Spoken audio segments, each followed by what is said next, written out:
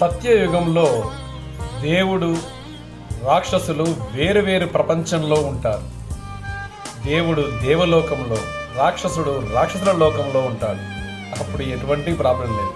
ఆ తర్వాత వచ్చినటువంటి యుగమే త్రేతాయుగం. అంటే ఆ త్రేతాయుగంలో దేవుడు రాక్షసుడు ఒకే ప్రపంచంలోనికి చెందినవారై ఉంటారు.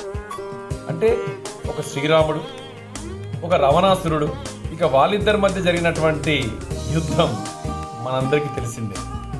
ఇక ఆ తర్వాత వచ్చినటువంటి యుగమే ద్వాపర యుగం. ఈ ద్వాపర యుగంలో దేవుడు రాక్షసుడు ఒకే కుటుంబానికి చెందిన వారై ఉంటారు. అంటే ఒక శ్రీకృష్ణుడు, పాండవులు, కౌరవులు, ఇక వారి మధ్య జరిగినటువంటి యుద్ధం మహాభారత యుద్ధం, అది కూడా మనందరికీ తెలిసిందే.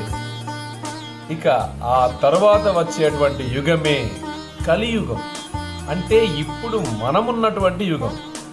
ఈ యుగంలో ఒకే మనిషిలో దేవుడు ఉంటాడు, ఒకే మనిషిలో రాక్షసుడు ఉంటాడు, అదే మనిషిలో దేవుడు, అదే మనిషిలో రాక్షసుడు ఉంటాడు. ఈ కలియుగంలో అంటే తనలో ఉన్నటువంటి రాక్షసుని హరింప చేయడమే ఈ కలియుగం యొక్క తాత్పర్యం. The most biggest fight.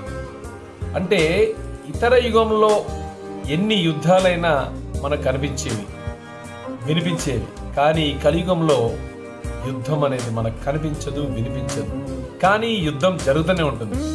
అంటే మనిషికి, మనిషిలో ఉన్నటువంటి మనసుకు మధ్య జరిగేదే యుద్ధం.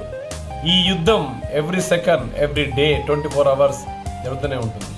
ఈ కలియుగం మొదలైన దగ్గర నుంచి ఇప్పటి వరకు యుద్ధం జరుగుతుంది. కానీ ఈ యుద్ధంలో ఈ మనిషి మాత్రం గెలవలేకపోతున్నాడు కదా.